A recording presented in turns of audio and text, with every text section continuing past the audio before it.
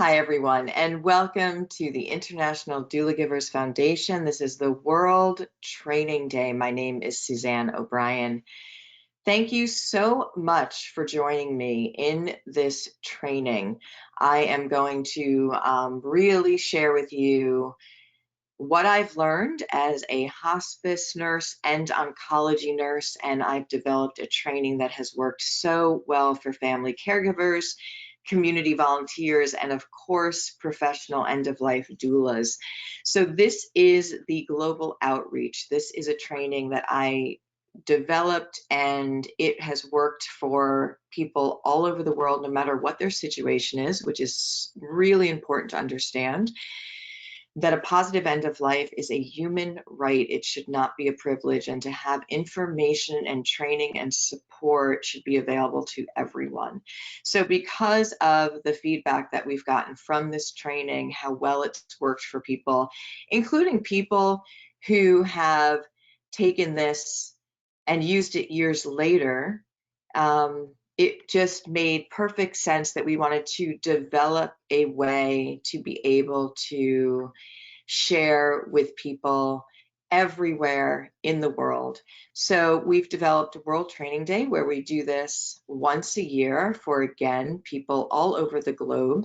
And it has been just an incredible experience. So welcome to today. You are going to learn a lot, and I am so excited that you are here with us.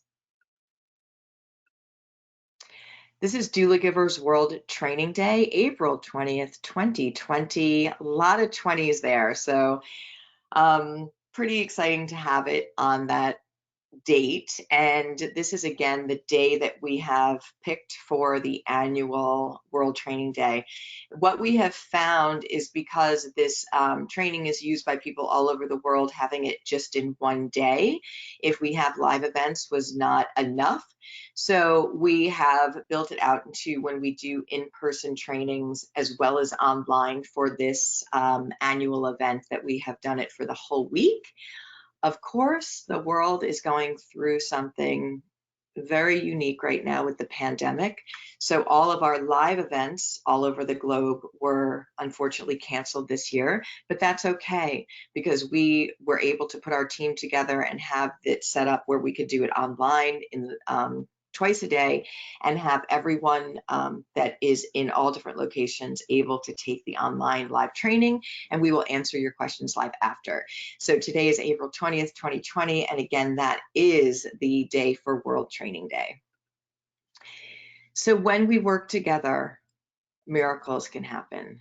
And I have found this from everything that I've done. I've been doing outreach with End of Life. That's really how this all began for me, being again a hospice end of life nurse, and also a oncology, which is a cancer nurse.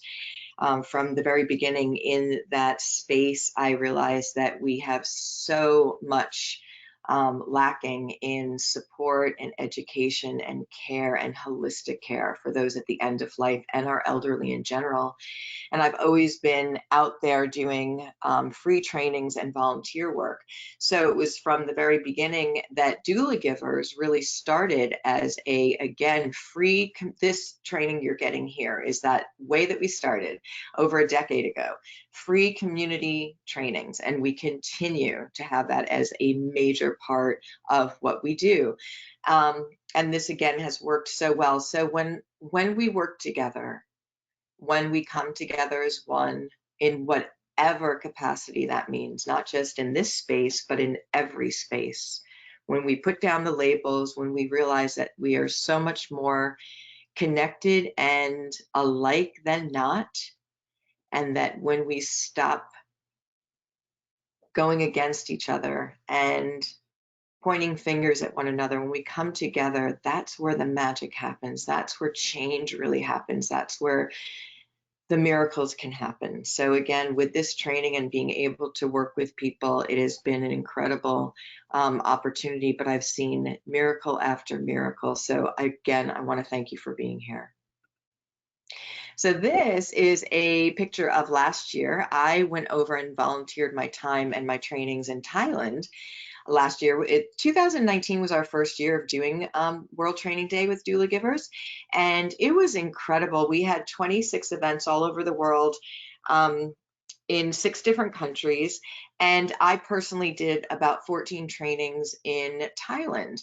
And as you can see, that was a beautiful training at a hospital in Thailand. And there is just, I love this picture because there's such a, again, diverse group of people and backgrounds. So there's nurses and administrators and community members and Buddhist monks that do end of life, specialize in end of life.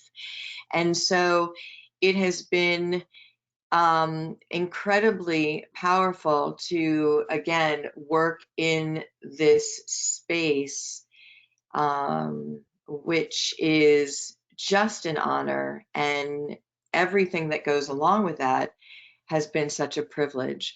So I want to make sure that people understand, again, that it is so important for us to put down our labels and remember that at the core of all of us is this human spirit and human being. And no matter who you are, whether, it doesn't matter, end of life doesn't matter, you know, what you look like, how much money you have, what culture or religion you are. It is the equalizer. It's something that unites us all. And to have presence and compassion is the most powerful medicine we can give to one another. And so coming together and doing this again is magical. So that is my pictures from my training, but there were pictures from trainings all over. And 2019 was our first year doing World Training Day, but it's so great that we'll have this every year for people. Congratulations on the movement. So I want to share with you the End of Life Doula movement that is upon us and happening globally. Okay. So national initiatives are now in place, and that is the NHPCO, which is National Hospice and Palliative Care Organization's End of Life Doula Council. And also we have NEDA, which is the National End of Life Doula Alliance. And those are, again, both national initiatives in the United States that are happening, and they are working great at the movement. So there is a movement of end-of-life doulas. You've heard of it. I'm sure you've heard of it now. It's really taken off in the last 2 years. Also known as Death Doula. That is the same thing.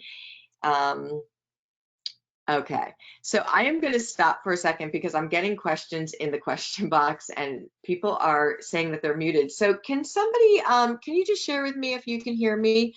Because it might be your own individual computer and I just want to make sure that we are not missing it. I can hear. Okay, perfect. I figured everything looks good on my side.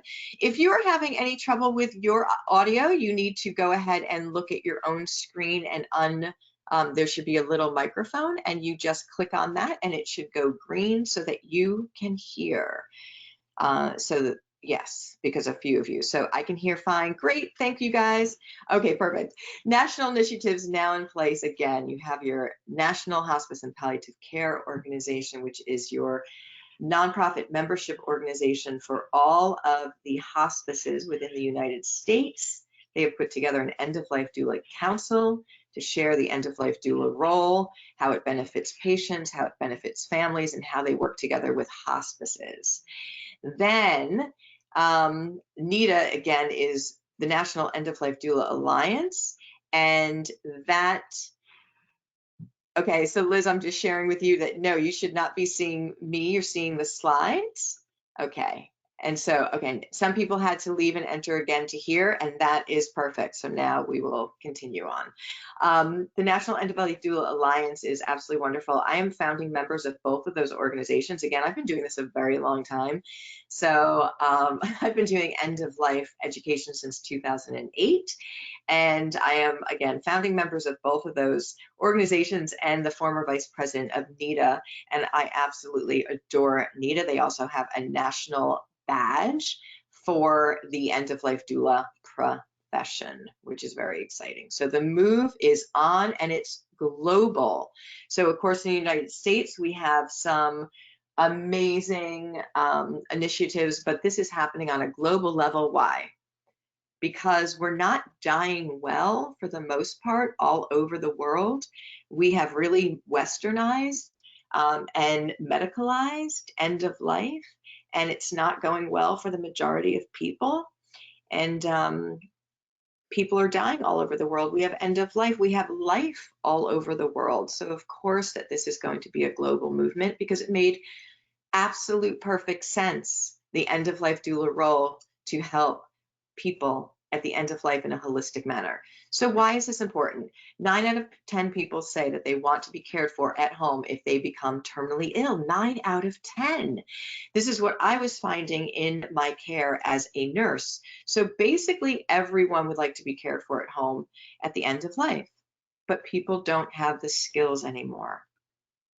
And my patients would say the same thing. So in the oncology unit in the hospital, I'd have people that were so ill, and elderly, lived full lives, and just so sick with their disease process, not going to be able to reverse that. And again, quality of life is something very important for us to benchmark and understand what that is to us. And they would grab my little sleeves and say to me, Suzanne, I just want to go home. Why am I here? I just want to go home. And I kept saying to myself, if they can tell me that they want to go home, why are they here? This didn't make sense to me. But then, of course, I did all my investigating and found that, yeah, we have a completely dysfunctional relationship with death with our current society. So we have to really take a look at this. And here's a big part of it too. We don't have the conversation. We don't plan on aging and end of life. And so with that, when it comes upon us, we seem surprised. We are caught off guard. This is something we know 100%. End of life will be part of our journey at one point in our life. So here's a very important statistics. Healthcare proxies and living wills. 87% of people polled say in the United States that it's important to have it's called an advance directive, their healthcare proxy and their living will. 87% say it's important.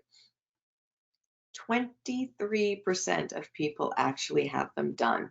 Of the 23%, only half of those people know where those documents are. Doesn't work if you don't know where they are. And here's another factor. Death is the second leading fear in the United States. Somebody just recently told me that it bumped up to #1 because of the pandemic. So I'm going to double check that for you.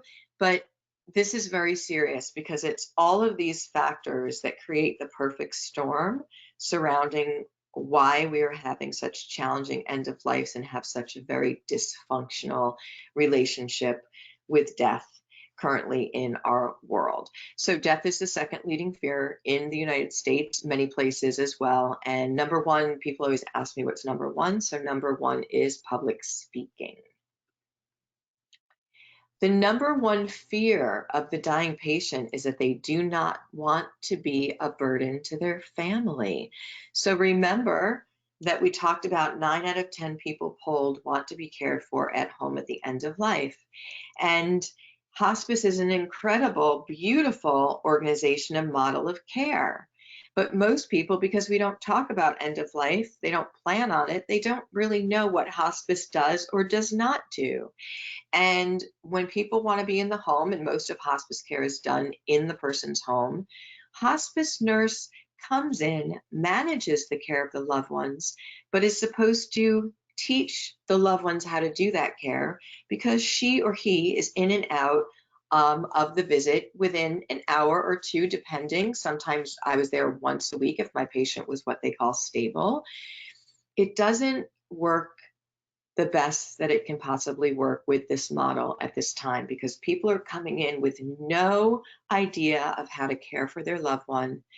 And with the short amount of time that people choose to be on hospice services, because they wait till the very end, in fact, the median number of days is 14, The fear surrounding end of life, when people are fearful, it's very hard to absorb teaching, and the limited time that the practitioners are actually in the home doing the teaching. So you put together all of this, and right now that is what's really contributing to most end of life's not going as positively as they possibly can. So this fear of the dying patient not wanting to be a burden, because my patients would tell me in the home, look what I'm doing to my family, look at them, because they were petrified. They were feeling overwhelmed and stressed because they did not have the skills on understanding what end of life was like, how to take care of somebody like they love, and that's on them, and this person is dying in their home. So I understand where this was coming from, but we only have one opportunity to do end of life correctly, to get it right. We can't do it over.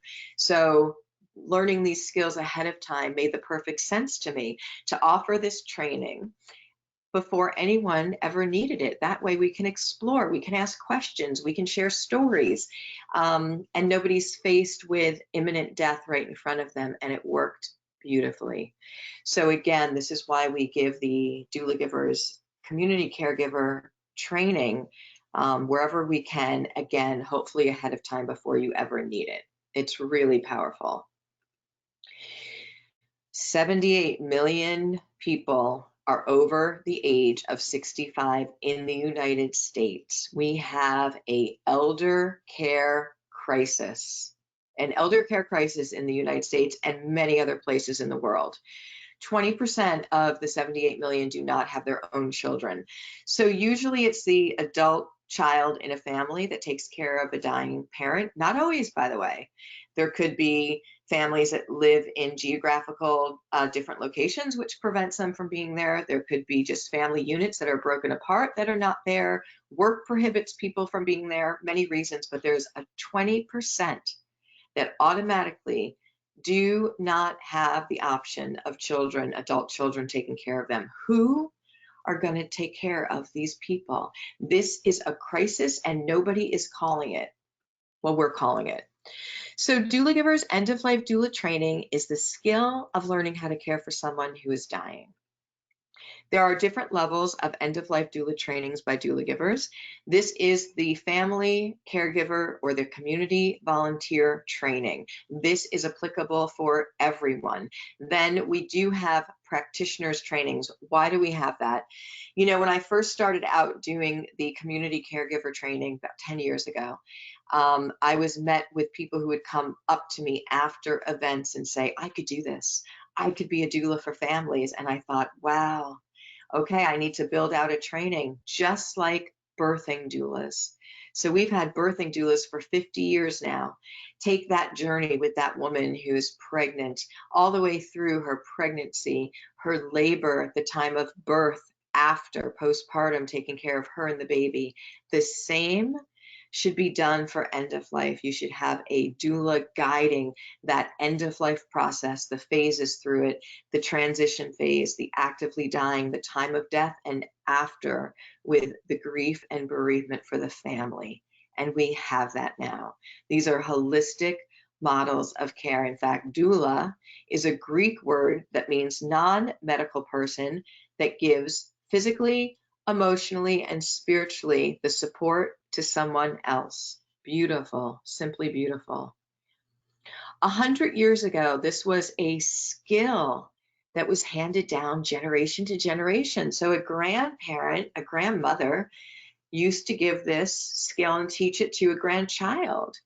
This is lost in our generation, and this is creating a huge gap in care when that end of life comes about, and that is causing you know, the suffering, the non-positive end of lives, and we only have one opportunity to do that. So let's bring back the skills, and that's what we're doing here with End of Life Doula Training by Doulagivers.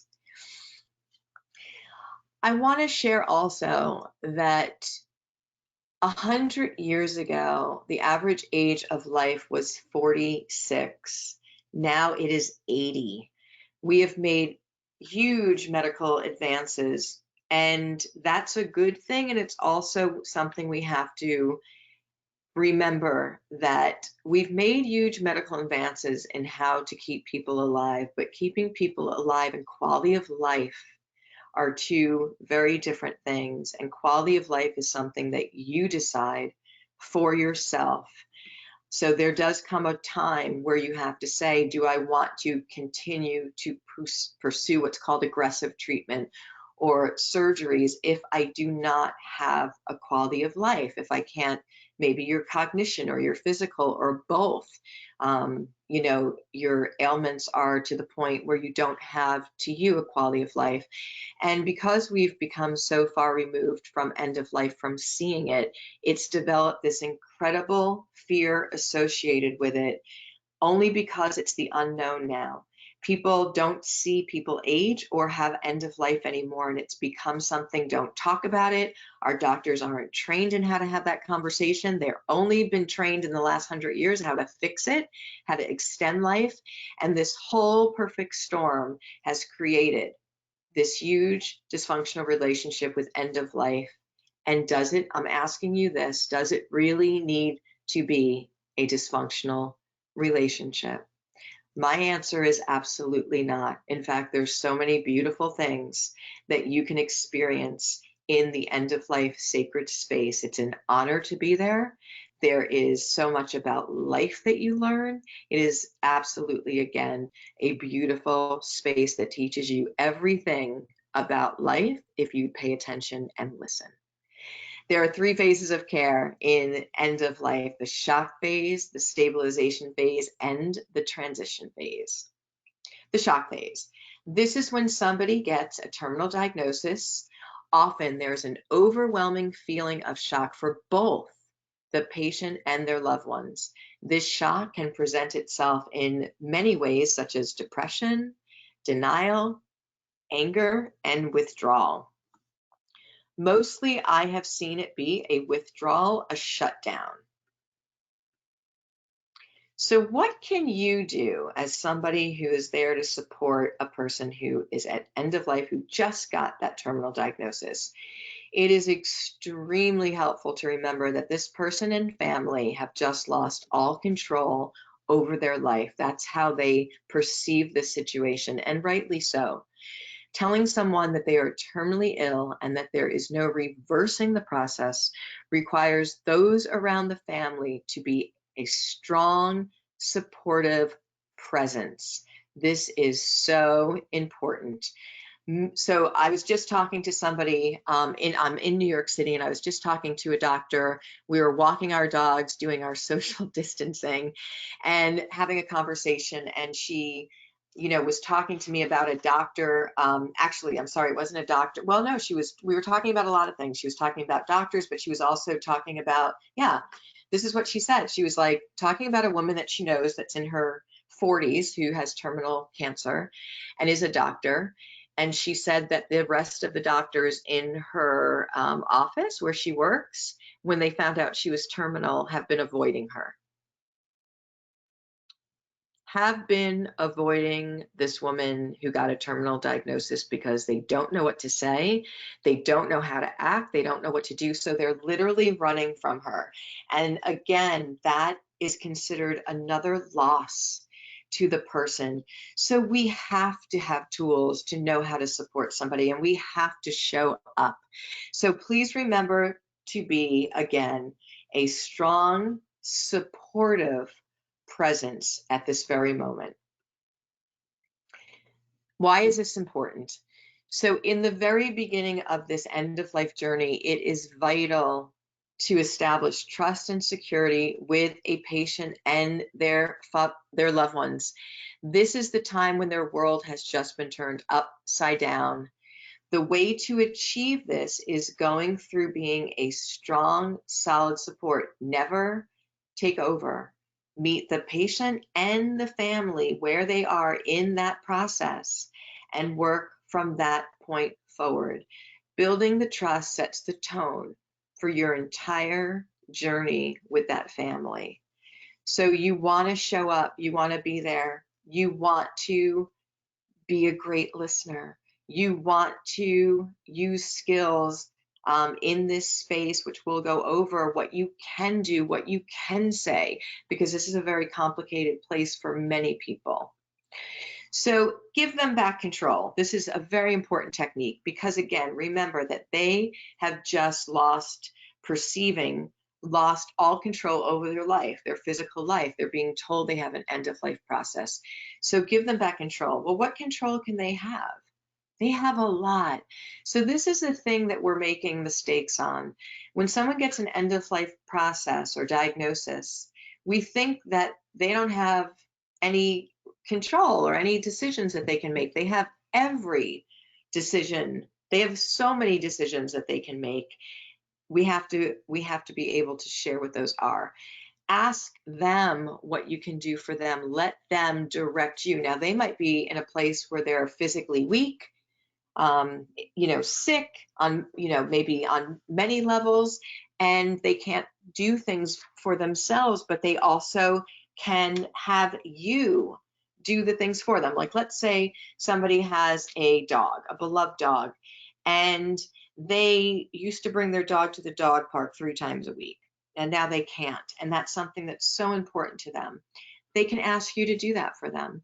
They might ask you to help them get paperwork organized. They might ask you to help take care of their wife who's been going through this whole journey and is equally exhausted like them.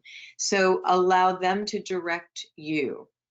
Ask again, let them know that you will be here walking this journey with them. You're not saying you're going to fix it. You're not belittling it. And here's the other thing. If you don't know what to say to somebody at the end of life, do you always have to say something? You don't always have to say something. Do we need to show up? Absolutely. Can you say, what can I do for you? Absolutely. Can you say you're going to be here for them? Absolutely. So there are things, and we have to remember that it's a very sensitive area, and we don't want you not to show up. So remember to give them back control. Ask them to direct you. Meet the patient and the family where they are. What does that mean? It doesn't mean necessarily in their physical location, although that's what you're going to do as well. It means emotionally, where are they in their journey? I've come upon families at this time where there was denial. I've come upon families where there was anger. I've come upon most families where there was withdrawal, where they don't even want to talk to you or answer questions. And that's okay.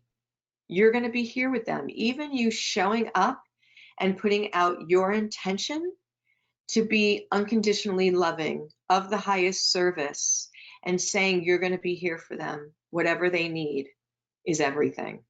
So you need to remember that people are going to go through their own levels of acceptance on their journey, and they might continue on this entire journey not being accepting of it, and that's okay too. Is it ideal? No. Is it okay? Yes. It's their journey, and we're here to support them. So you have to meet them where they are. Now, I've had patients where I've showed up, and for instance, I had this one wonderful patient in his 80s, and I showed up, and he was, in his bed. He was unable to walk at this point. And he told me on my first visit, he said, every Wednesday I go golfing with my golf buddies. I'm going golfing on Wednesday. And I said, oh, okay. I knew that he wasn't going to go golfing. And I knew that, this was something he was doing because he was in denial, and that's what he needed to say for him. Don't tell him, no, you're not going to go. You can't get out of bed. He's not going to try and get out of bed. Meet them where they are, love them where they are, build that trust. This is a very, very difficult place, and it is important to honor and respect. This is their journey, and we are here to be of service and guide them along. We are not here to fix it. We are not here to change it. We are not here to impose our opinions or views in the direction it takes. We are here to give as much support and love and techniques, again, what we can do holistically within our care, so that hopefully they can move through the 3 phases of end of life, not only for the patient, but for the family as well. There's a lot going on there. Build the trust. If you don't build the trust, and that will happen initially on your visit, even if this is a family member, if you show up with agendas or with a lot of past experiences that you've had that you're still unsettled or angry about, and you're bringing into that space, it's not going to be the best relationship that it can be. You have to let everything. This is a great example too. I just literally had a text from a doula yesterday who was working with a family member that was dying, and it was somebody that they had had a lot of issues with during their life journey. And this doula wanted to be of service, obviously, to not only care for, well, her family members attached to this, but also the person. But she had to also get over her own personal dynamic with this woman. And it turned out it was so beautiful. And the wonderful thing as well, it was all done with the teledoula work. So now that we're in the socially distancing, doing this work via all the technology with Zoom accounts and on FaceTime and all of the technology, and it worked beautifully. There was all the forgiveness and the letting things go, and again, coming from the most loving, unconditional space that you have inside of you. So you have to build trust, whether this is a family member or even you're showing up for a neighbor, or this is something you're going to do as a doula, and that will be established within that first 24 hours. This family and person will decide if they trust you within the first 24 hours. And if they don't trust you, your entire journey is not going to be the best that it can be. If they do trust you, it'll be full of miracles and wonderful processes along the journey of end of life through the phases. I always say that end of life time is not on our side at the end of life. And when that transition phase comes, and when the quick changes come, if you let them know what's happening, if you suggest something for comfort and you don't have trust already established, they're not going to take your suggestions. And a lot of times there's no time left to do anything differently because it moves so quickly. So again, building the trust is incredibly important. So I have a wonderful story that I like to share with this. I have so many stories, but one of them is this gentleman who his mother had come down from Vermont to live with him when she got her terminal diagnosis, live with him in New York. And, he was an engineer, so he had absolutely no medical background, which most people don't, by the way. And he was, in his 40s. He had a wife and he had a daughter who was 8 years old. And so when I came for my first visit as a hospice nurse, he met me at the door with literally a syringe of medication in his hand and kind of shaking, trembling a little bit. And I thought, oh my. So I came in and I met his mom, and his mom was doing okay. Her pain was under control. She was alert and oriented, no real issues there. So my real initial work was with him. And this is what I call acute issues. And so, he was absolutely petrified, out of his mind, that his mother was in his home as an end of life patient and that he was responsible to take care of her. And he had no idea what he was doing. So he was literally walking around with medication in his hand in case it came to that moment of crisis where she needed medication. Pretty awful way to be, yeah? So I had to really work with him and then tell him that, if he called me when I wasn't here, which is most of the time, because I would do an hour visit at a time, that I would call him back within a few minutes, and he would just call me and time me and test that I would actually do that. I would explain different things about the end of life process, and he would go fact check me so that he could trust me. And, as soon as he realized within a few, I guess, days of fact checking and calling my phone and timing me calling back, that he realized that he could trust me, he started to relax. And that was pivotal because he was in a fight or flight stress state. And this, we had actually a long time with this patient. We had months with her where usually, again, the average median days is about 2 weeks on hospice. We actually had an incredible amount of time and an incredible journey from start to finish, using obviously the 3 phases and moving through everything, having a trusting relationship. It was really, really beautiful. So my initial work was with him and getting him to be able to relax and trust me so that he can be grounded and be part of this last time with his mother. And again, this set the tone for the entire journey and relationship, which was incredible. It was an absolutely incredible end of life, which is wonderful. There are 3 questions that you are going to ask on every visit that you go on, whether it's a family, a neighbor, or if you are going to do this as an end-of-life doula. There are, again, 3 questions you want to always ask, and if you ask these 3 questions on every visit, you will be of excellent service to that end-of-life patient and their loved ones. The first question is, are there any acute issues? An acute issue is something that needs to be dealt with right away.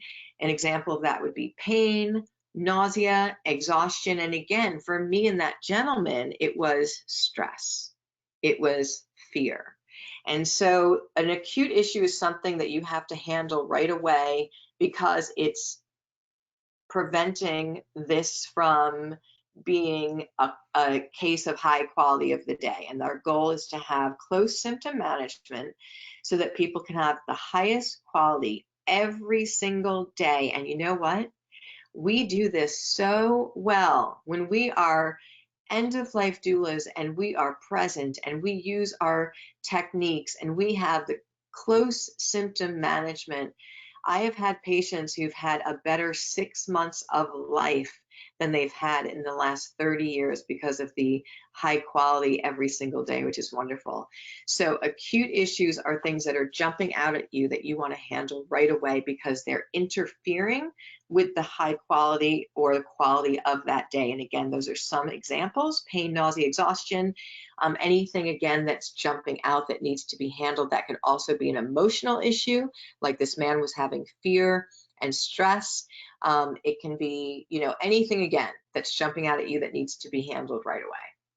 Second question is, are there any safety concerns? That is the only thing we don't negotiate on in doula givers is safety. I am willing to work with patients on anything else. It is their show. I am willing to be creative and do whatever I can to make things happen for them and have them have their every choice that they can, as long as it does not jeopardize safety. So an example of safety is a fall, confusion, weakness, and swallowing. And there's 2 things that you need to understand about end-of-life progression: that eventually 100% at some point that person will not be able to stand and or walk safely, and that person will not be able to swallow.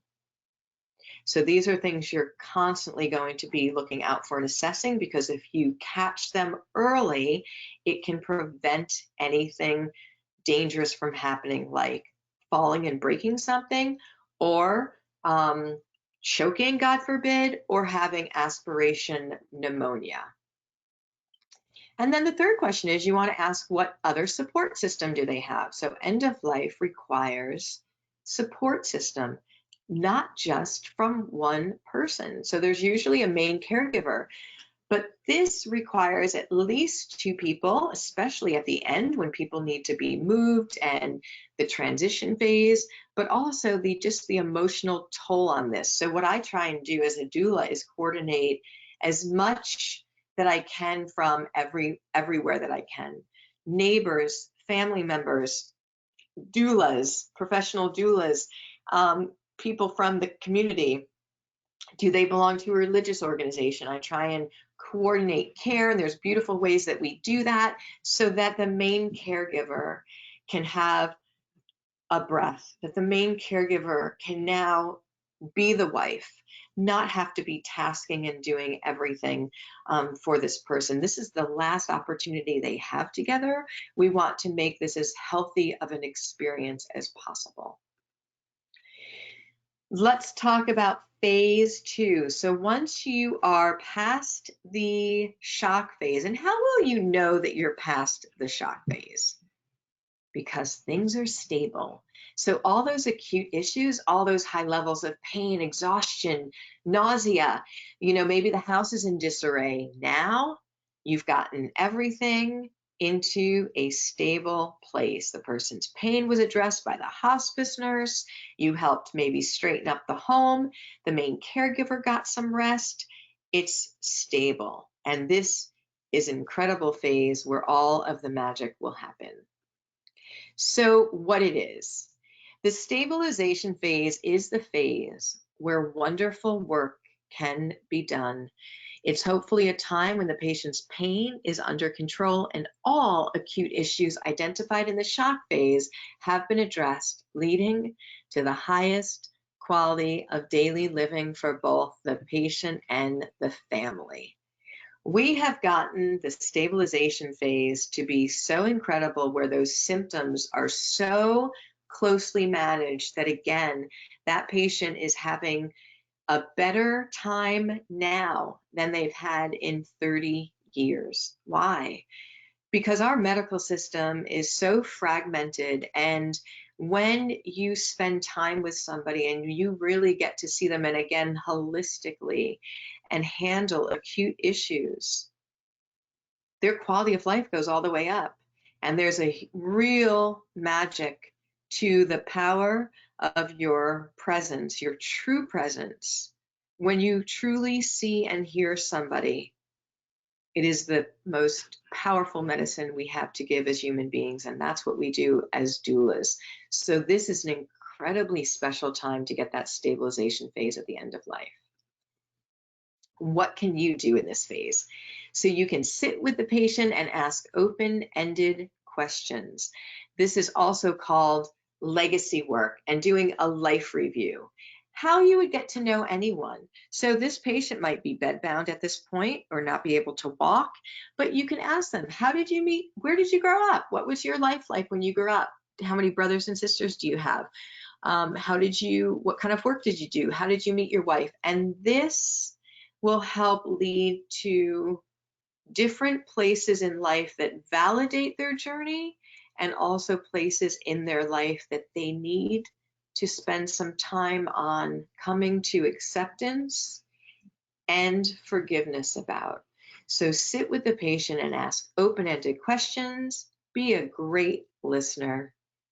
Be present. We teach all our doula givers to ground themselves before they go in to have a visit with their end-of-life patient and family, and really use their intuitive part of themselves. Be a great listener. What are you getting? Because when your patient is sharing their life, you will hear they will stop at places that they've had painful experiences with, that they might have forgot about, that they need to, again, shed light on.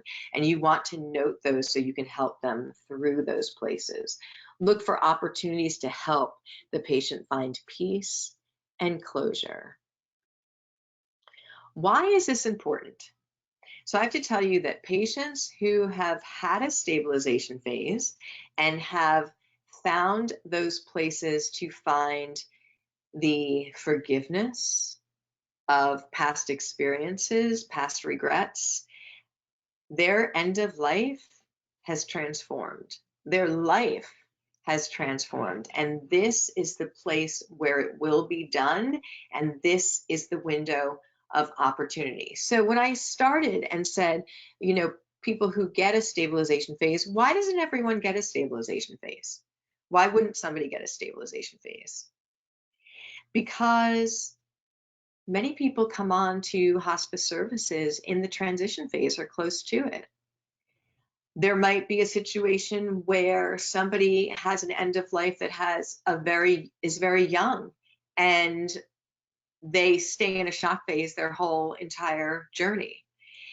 Or they might be somebody who, again, is just not able to even accept the fact that they have an end of life because it never occurred to them that they would have one. So they are, again, in a place where they can't get to a stabilization phase. So is it wonderful when people can do that? Of course it is. It changes everything. Is there a way that ensures that they have a high probability of doing that? Yes. When all of the acute issues are handled, leading to the highest quality of their day, which then brings on that stabilization phase. So again, the reason that you want to follow the shock, the stabilization, the techniques in there is because you do want to go through the 3 phases of this journey, because it can change everything. It's absolutely incredible. There also are 3 additional questions that you're going to ask in the stabilization phase. Always on every case. Are there any safety issues? Are there any acute issues? And what other support system is available? Remember, you're going to ask those questions on every visit in every case. No matter if this person has presented the same for 2 weeks. What happens if you are like, well, they're fine because every time I come in, it's just the same situation. They're the same place. Why am I asking you on every visit in every case to ask yourself these 3 questions? Because these can change within hours and, of course, within a day. And we know we have an end of life. So we know that this person is gradually declining. We don't know at what rate, but we know that they're not going to get better. They have an end of life diagnosis. So you have to be on top of these things because they can change within hours for somebody. 2 extra questions in the stabilization phase. Number 1, how can I help this person find the meaning to their life? So with that sitting and asking open-ended questions, you have an opportunity to help validate their journey, their feelings. Everyone has contributed to this world. I don't care who you are. Everyone had a place here. Everyone was supposed to be here, and everyone contributed, even if they contributed in a way that taught people how they don't want to live. Because we've all had our ups and downs in our journey. That's the whole meaning to life, is finding your way back. So everyone, and you want to validate those experiences that they've had. And then number 2, how can I help this person find closure and forgiveness? Because in this phase is where people will come upon points in their life that were painful. They have anger, they have guilt, shame, regret. And this is where they're going to utilize forgiveness to be able to release that energy. And when I have seen patients do this, it has been the most incredible, beautiful end of lives that I've ever seen. There are 2 types of forgiveness: forgiveness of self and forgiveness of others. Which do you think, by the way, I want to go back for a minute, which do you think is the more difficult to do? Yes, forgiveness of self. Absolutely. We forgive others so much easier than we will let ourselves off the hook. Well, guess what? My patients will share with me the wisdom. I tell you, and we'll talk about this next in transition phase, that there is, the universe is on your side at the end of life. There are incredible things that you experience and that can happen. And one of them is that my patients will tell me that, oh, they get their aha moments. They say, I get it now. All of that, all of those experiences I've had were all meant to be. They all were part of an opportunity to learn to love and to love unconditionally. And this forgiveness of yourself is because there is no judgment. They tell me that we're all connected to this one unconditional, non-judgmental, loving energy. Everyone, everything, every animal, every plant, it's all connected to that universal energy. And, people talk of this all the time. In religions, they have different words for it: prana, chi, God, consciousness, universal energy. They're all talking about that same oneness, and it's so incredibly powerful. What really struck me is that I've worked with people all over the world, all different cultures and religions, and many times they have been brought up one way of thinking with a certain religion and culture, and then when end of life comes, it turns into this more of a spiritual awareness that they will share with me. So they get insights into, and again, they talk about this oneness that we're all connected to. And when they talk about the non-judgment, unconditional love, that applies to everyone, including them. So when they're looking for forgiveness of themselves, and forgiveness of others, there's a great way that accelerates their ability to embrace forgiveness under this new energy and insight that they're getting, where maybe before they were holding on to anger, they could not stop feeling that pain. There's something that happens as their energetic body is growing, as they get towards the end of life, that allows them to embrace again the forgiveness possibility. And when they do, and they release that stored energy, everything completely changed. It is absolutely incredible, and it is so important, not just for end of life, but for you and I today as well. The transition phase. What it is. The transition period is the time right before a person dies. It is the transition from this world to the next. This period can last anywhere from hours to days. So this is important. Why? It's very important to understand the 3 phases, because it's so vital for us to get ready in all of what we want to do. Even as loved ones, there is closure. There are things that we want to share with that person.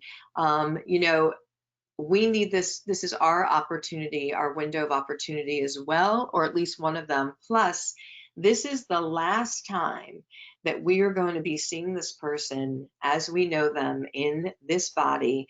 And I don't care how much we feel that we are ready to say goodbye to someone. I don't think we're ever 100% ready to say goodbye to somebody we've loved. Knowing that we're heading into a transition phase and what that looks like really helps us to stay grounded and be able to support them within that phase. So what can you do? As a doula, you should be aware of the way that the body physically shuts down. Systematically, we all die the same way. No matter what the disease process somebody has, the body goes through many of the same steps in the end. Not everyone will go through every step every time, but it is best practice to be familiar with them all, so that you can identify what is happening and suggest interventions for comfort, or simply let the family know that something they are seeing is a natural part of the dying process and not to be afraid. I have to tell you that just sharing with my families, again, remember that most people have not seen somebody at the end of life. This is very new to most people. And just sharing with my family that what they are seeing is a natural part of the way that the body's shutting down brings them peace, that it's natural, and that, again, it prepares them that the body is shutting down, that we are approaching that end of life, gets them again grounded and prepared for that moment.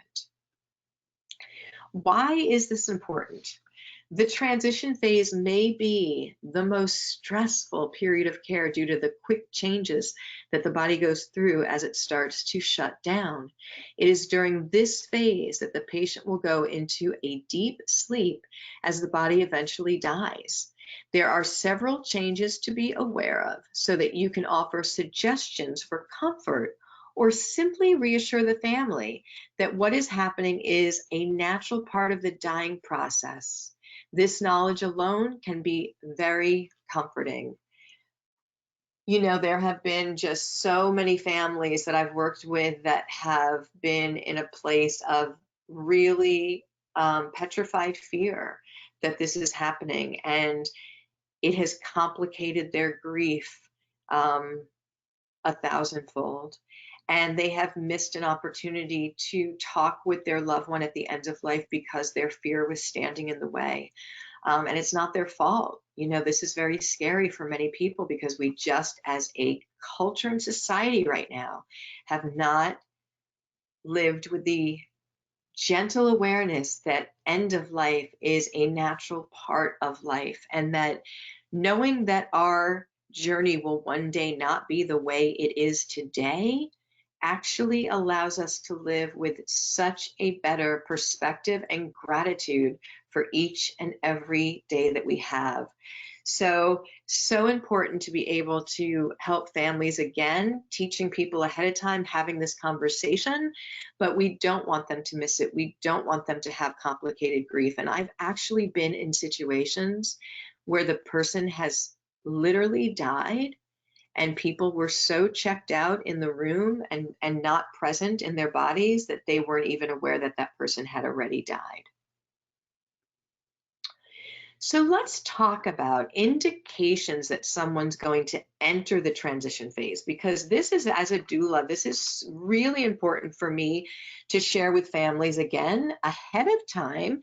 And in that stabilization phase is a great time to talk about, if you're working with a family, talk about some of these indications, because it lets us start to prepare and understand that one day that will be upon us, but also what is the rationale and the physiology behind what is happening.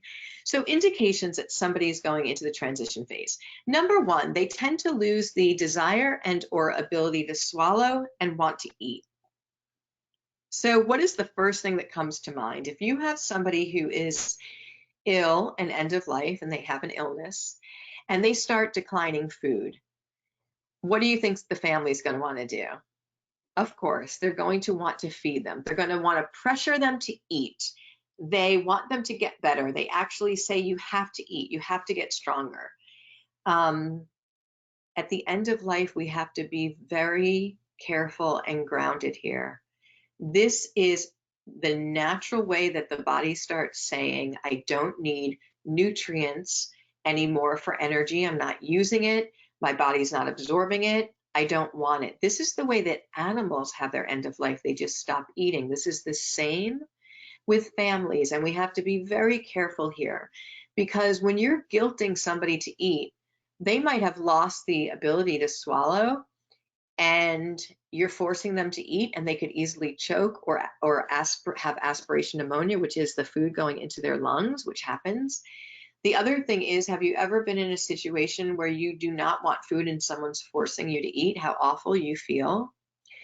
The other thing that is really important here is to understand that families need to know that this is going to come about, because when our loved one is at the end of life and they start declining food, we know we are looking at a time frame when they are going to die.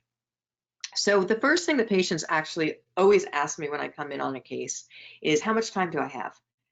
How much time do I have left? And that is something that you can not know, because I've seen everything from patients that were expected to die right away, did not, and I've had patients that were doing fine and died during the night. And so I will share with you, there is a much higher power at play here, which is really beautiful and fascinating and just great to, be a part of this awareness.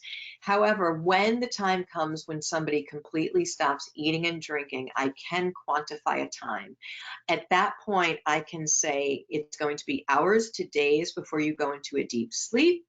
And from that point, it's going to be hours to days before you have your end of life. Normally, traditionally, of course, there's exceptions to every rule. This is very important for families to know this, so that they do not put pressure on this loved one, that they just make sure that they're offering small, frequent meals if they want it, things to, ice chips and things of that nature to freshen up their mouth, that they don't, again, guilt them into eating, but also that they get prepared that we are ready to face the end of life coming about within days. And this is very important in case there's anything left to be said, in case anyone, needs to be here. This is our last opportunity while that patient is still awake. And it really helps to ground the family and loved ones to know that the end of life is going to be coming relatively soon. So number one is they lose the desire to eat or ability to swallow. Number two, they can become agitated and restless. Sometimes they talk about going home or going on a trip. So this is when people are, again, number three is that they start to sleep most of the time. So this usually happens within that period that they're sleeping most of the time. When they wake up, they get really agitated, and really they might have not been out of that hospital bed or out of that bed in weeks, even months. And they're talking about, I've got to go, I've got to go. They're trying to get out of bed. They talk about, I'm going home, I'm going home. And they seem very confused, and they seem very adamant about having to go. They know they're going somewhere. So what I want to share with you from my experience is that I have been with so many people and been at the bedside and watching this whole thing.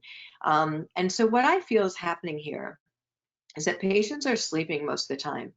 But I honestly believe that they go back and forth before they actually have their complete end of life, that they have glimpses of where they're going. Why do I say that?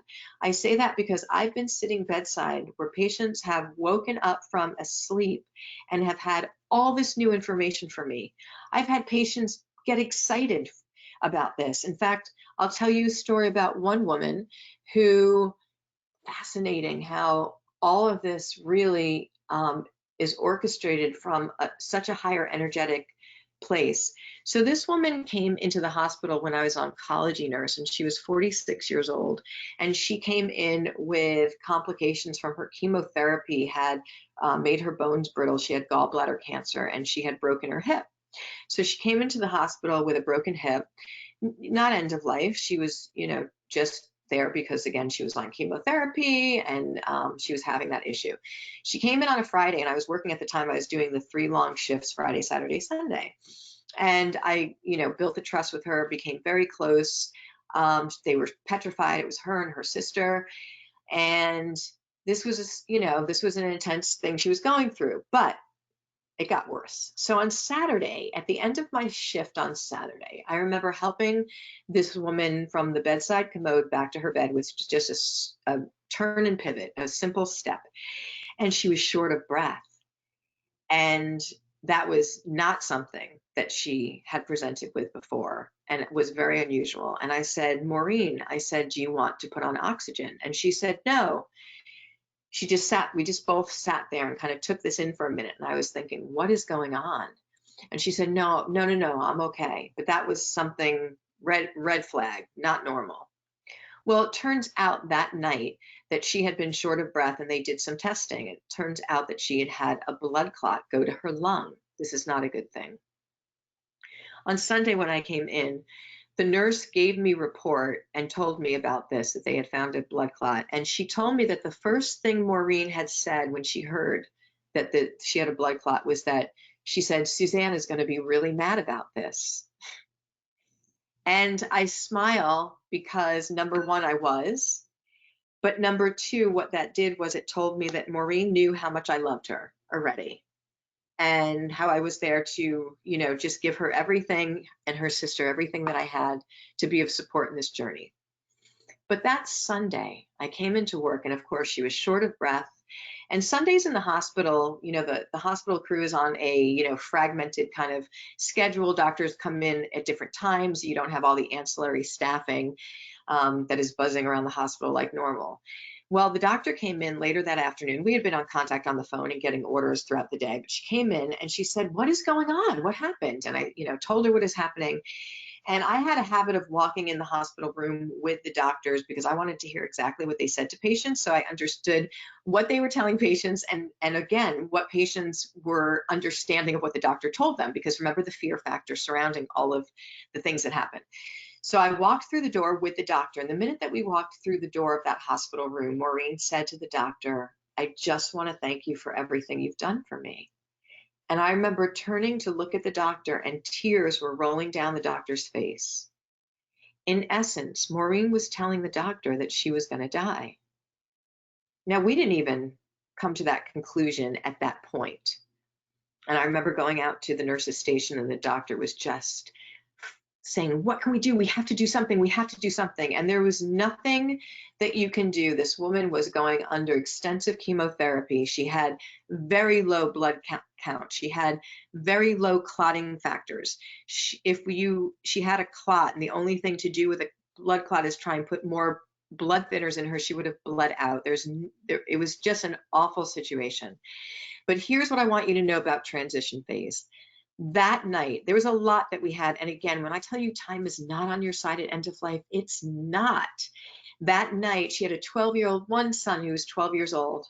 And knowing that she was going to die at about 5 o'clock, right after the doctor kind of came in, I said to Maureen, I said, do you want your son to come to the hospital? And I remember her sister was behind her and glared at me. And if eyes and looks could absolutely slice you up, this sister could not believe that I was saying this. How dare me say this?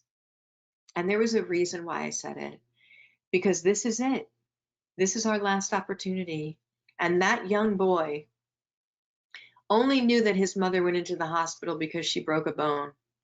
Now someone's going to tell him that she died, and he has never another opportunity to speak with her or to see her. That was not going to be something that was going, it's not me to decide that he should be there, but I want to give options. And remember again that you are never deciding what this person should have at end of life, but you want to support them with options. Remember, give them back control. So she thought about it. She said, let me think about that. And she did want him to come. And actually, it was so incredibly powerful and beautiful and difficult all at the same time.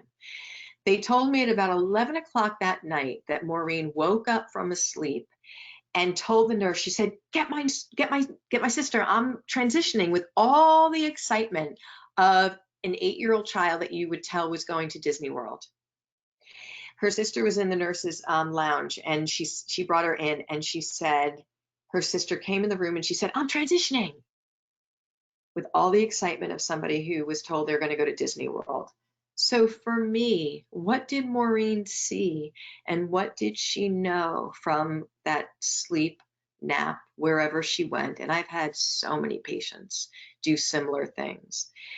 They told me that Maureen did have a talk with her sister that night, and then at about 1 o'clock, she went into a deep sleep, and later that morning, about 5 or 4, she had her end of life. And they said that the room was filled with the sun coming up over the river of like this orange yellow light that was just incredible.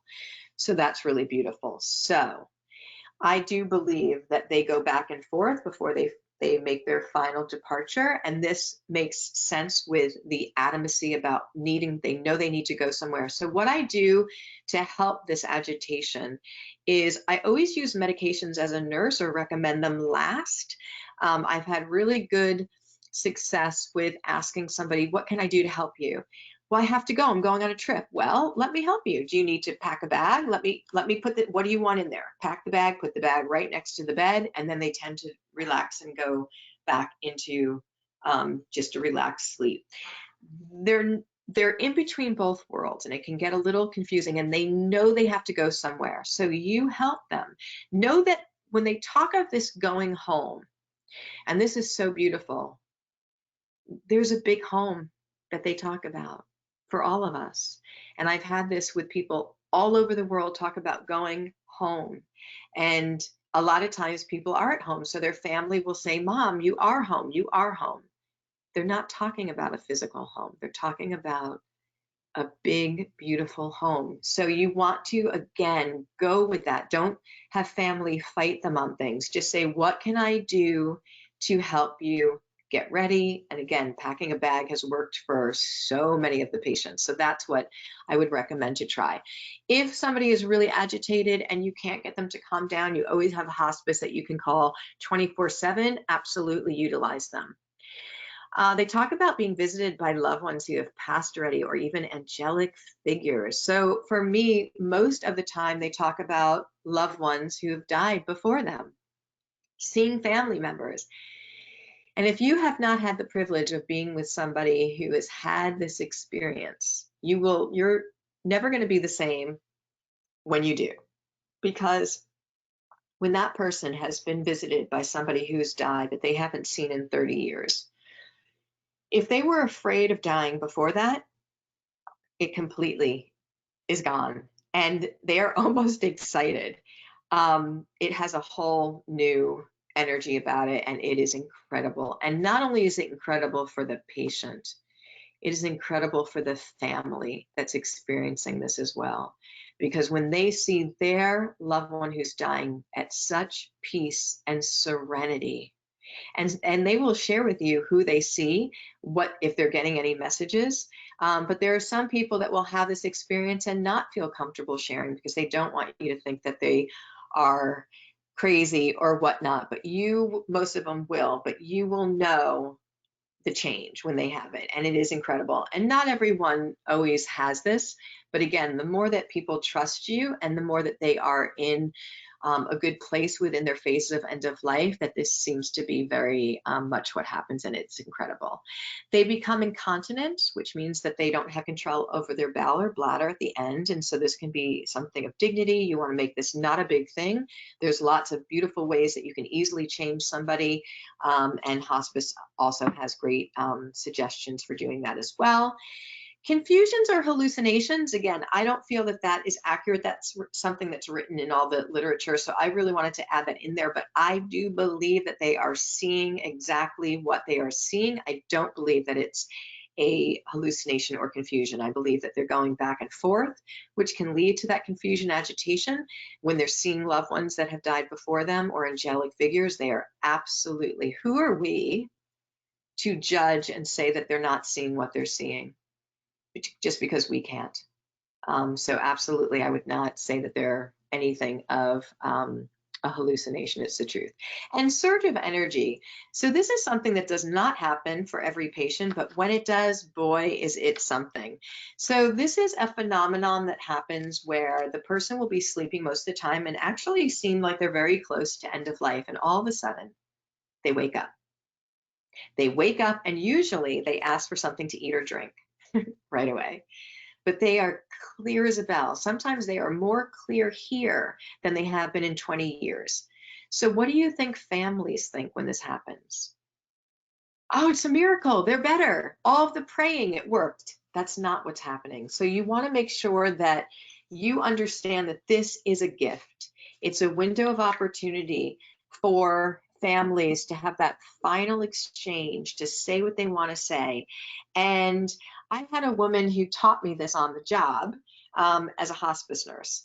So I remember coming in, and she had a very, it was a very sad situation. She was about 78 years old, lived alone, and was doing fine on her own. But it came to a point where she was found on the floor in her bathroom days after she had fallen. And so now she was at end of life with wounds and the whole thing. It was a very, very sad situation. And so I came in and she was just barely arousable. We had to fix her wounds, and we were really, again, dealing with the family with those acute issues of guilt. How did this happen? How did this happen? She was fine.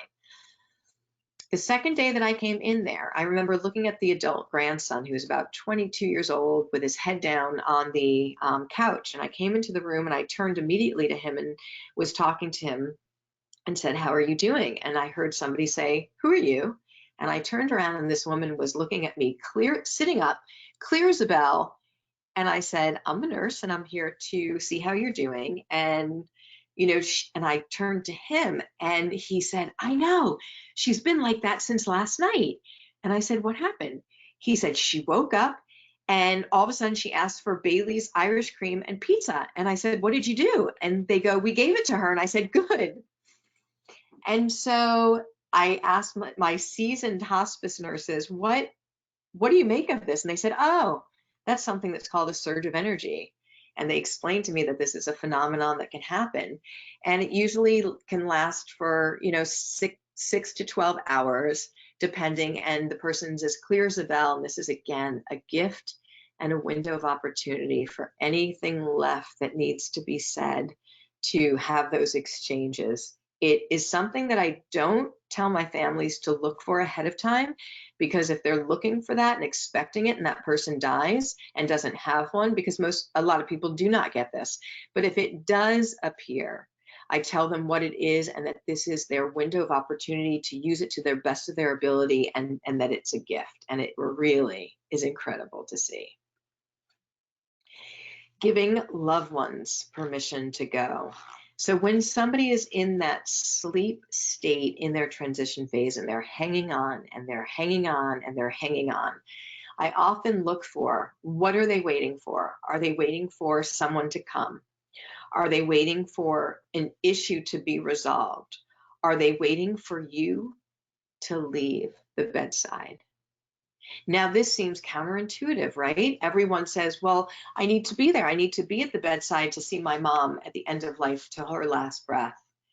Well, I want to tell you that there is an incredible thing that happens here, that your loved one will wait for the 5 minutes that you leave the room. They could even be in a sleep state for 7 days. The 5 minutes that you've decided to go get a cup of coffee or go take a shower, they die. And this is somebody who's been with their eyes closed in a sleep coma, not speaking for days. How do they know that you just left the room? I want you to really expand. I want you to go beyond the mental mind and really open up to the possibilities here, because there's so much wealth in what I'm teaching. How do they know, and why would they wait for that?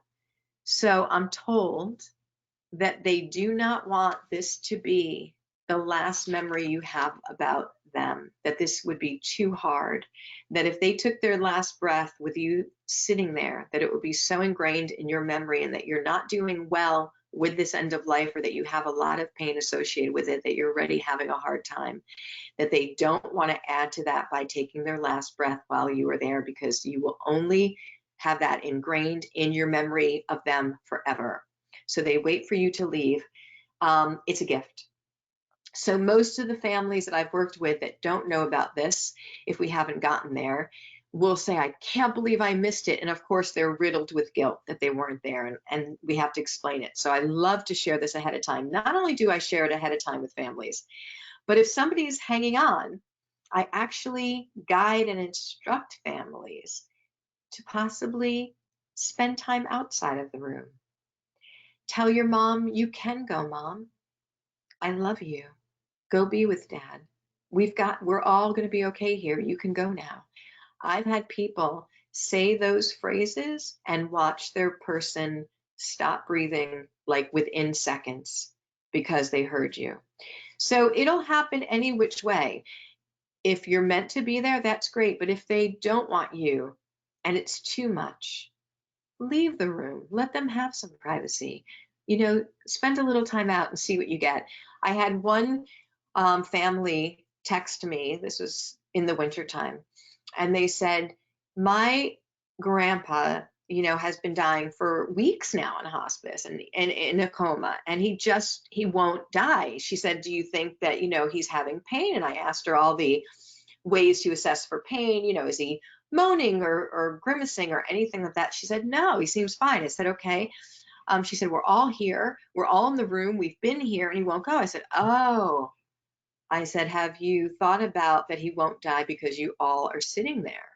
She said, no, I didn't think about that. I said, why don't you consider moving to a different room and giving him some privacy? And she said, okay. So they put all these sleeping bags and everyone got in the living room and kind of had that camp out. And she said within hours, even, an hour and a half, she said that he ended up dying. Not only that, she said it was so incredibly beautiful. And she said this light snow was coming down, that it was such an incredible experience. So he really was waiting for there to be a quiet time and did not want it to be where everyone was sitting there. So again, she was extremely grateful for that opportunity to understand that he is waiting for you to leave the room. And again, how do they know? So I'm just sharing with you how often this happens, so that expand your thinking to really take that in. If they do not see or hear you because they've been in a sleep coma, how do they know that you left the room? Really powerful and really beautiful teachings at the end of life. Actively dying, what does that look like? So again, if you think about the birthing doula, working with the woman through her pregnancy, working at labor, labor to me is equated with the actively dying at end of life. Then you have the actual death, you have the baby born, and then of course after. So there's so many similarities. And again, it's holistic physical, emotional, and spiritual care we are giving to that person. Beautiful. So actively dying. Sleep coma, what can you do? You want to make sure that the family, or that if you are that caregiver family member, that you are making sure that you are turning and positioning the patient periodically. Hospice or a medical caregiver will teach you about this. And the bony prominences are very much at risk for breaking down.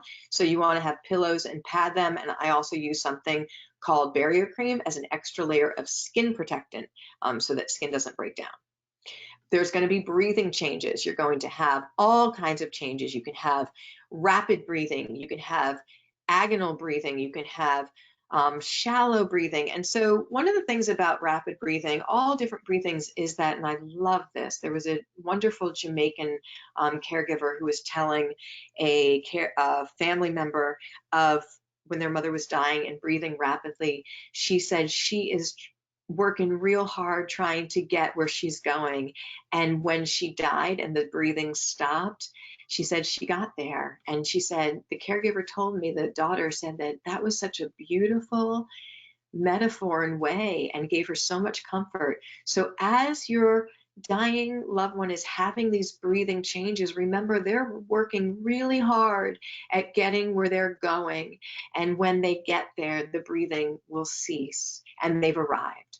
So you'll have all different types of breathing. Now this death rattle, I hate that term. I really don't like that term. I call it closer to source secretions. There is a gurgling sound that will happen towards the very end. It means you're getting very close. Please know that the patient is not feeling any of this or any discomfort. It is more of a unsettling sound for people in the room. And what you can easily do is turn and position that patient on their side, which dislodges the fluid and secretions that are pooling at the breastbone. And what you're hearing is the breath go in and out of the mouth with a little bit of that gurgling noise because of, again, the air flowing with the moisture right there. So you literally turn people on their side. And again, people usually, when the death rattles upon us, die within a few hours. It's getting very close. So what can you do? Suggest that the caregiver nurse, there's more, they can opt to administer morphine or Ativan in the liquid form in the cheek or under the tongue. And this is done, again, this is a medication, so it would be done by the nurse practitioner who's there, or if they've instructed and taught the family caregiver how to do it, the family caregiver. End of life doulas, professional end of life doulas will never give a medication. There are going to be body temperature changes. Sometimes people will get an increased temperature, and then it always gets decreased as you get closer to the time of death. So why does this happen? So the increased temperature of a fever may happen, and does happen, because the hypothalamus in the brain is not, everything is shutting down. So the body is not working the way that it normally works. And so the temperature, that regulator, does not work, and there is a temperature that sometimes can come about. Not everyone gets that. Again, at this stage, the person is not feeling any of this, but I always say, let's use our common sense and judgment. You can put cool cloth on the forehead. You can expose the feet, take off the blanket, just put a sheet on. And there also is a Tylenol suppository that can be used if the temperature is really high and the family is adamant about wanting to do that. At this point, the person is not feeling that, and I don't want to do anything that would be invasive or disrupt a person, like a suppository, if not needed. At the end, the temperature is going to get very cold. Why is that? I always want to use rationale, because the heart does not have enough energy to pump the blood around the whole body, and so the blood is now just staying at the core, so it is shunting around the vital organs at the end. So you're going to have very cold hands, feet, face. You're even going to have a pallor color or white color to the skin because of the lack of blood that's flowing. So what are you going to do? Use warm blankets for cold, cool cloths on the forehead for a fever or temperature, and again, the Tylenol suppository if there's something that's needed to bring down a fever. But I think that that is always you know, the judgment of a caregiver, but I've never had a patient at this place feel what is happening to them. So I don't believe that it is needed to do anything invasive. But again, I love telling people, and I think this is great, put a blanket in the dryer for 20 minutes and then wrap up your loved one, wrap up their feet. This is even on their journey at end of life. They will love you forever. It feels so good. Skin color changes. Pallor means pale, bluish nail beds, lips, and mottling. So there's going to be a lot of different colorings going on. And again, the breathing changes. This can scare families because they haven't seen this before. And what you tell them that this is a natural part of the end of life process and not to be afraid and that you're getting closer. So again, keep the patient warm, warm the extremities. You can even with holding your hands and rubbing them gently, letting them know that you're there. For the gurgling of the secretions in the chest, put the head of the bed at a 45-degree angle. Put a pillow folded the long way behind the patient's back so that they are in that kind of set position on their side. This dislodges the secretions by gravity and the gurgling noise will stop. So you can get this gurgling noise where I've seen in the medical profession, I've seen, you know, kind of crazy things with suctioning, and which you never want to do, or with medications that are tended to dry up secretions in general, and it never tends to work that well. And you can just turn the patient on their side within a few seconds, that noise has stopped because of gravity.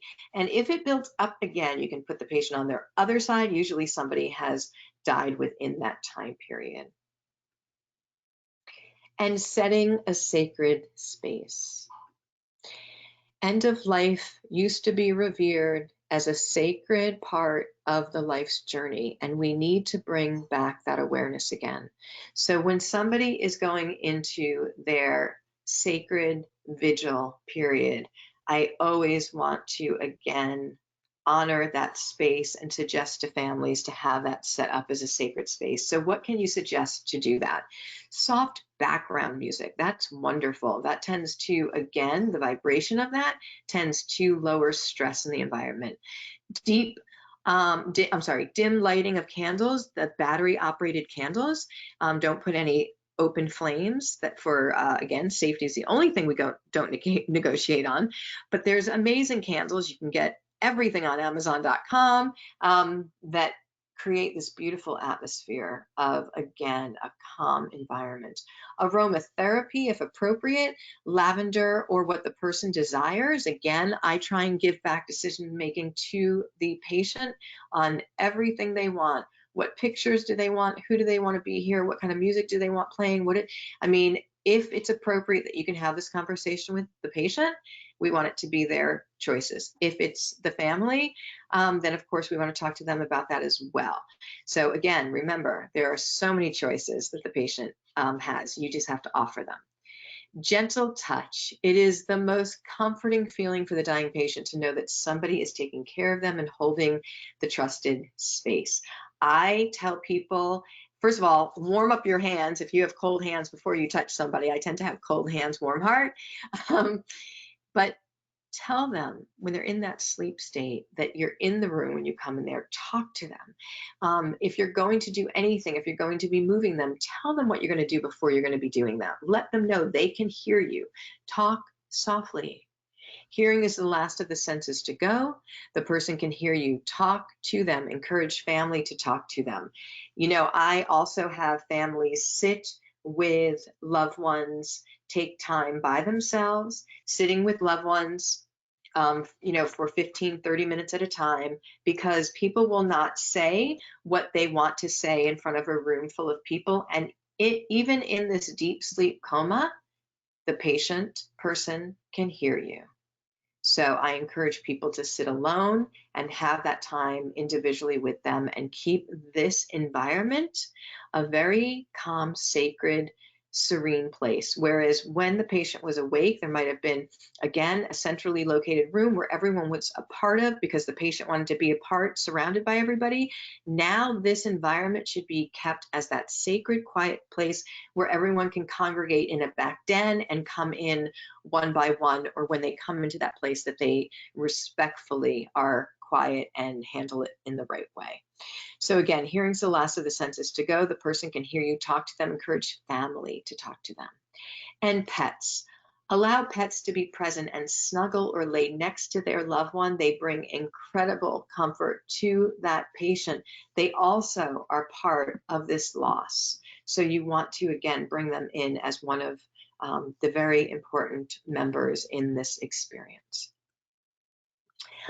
Okay, so World Training Day 2020 has been in honor of Dr. Elizabeth Kubler-Ross. And if you don't know who she is, I do want to share with you the fact of what she has done and the path that she paved a long time ago and the impact on my journey and the work that is happening today. So Dr. Elizabeth Kubler-Ross is, in my opinion, the founding person that has sparked this entire movement that we see today.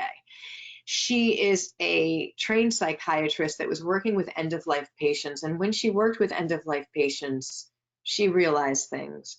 She realized that there was so much more going on. She also realized that we weren't, as a medical profession, treating the end-of-life patients like people.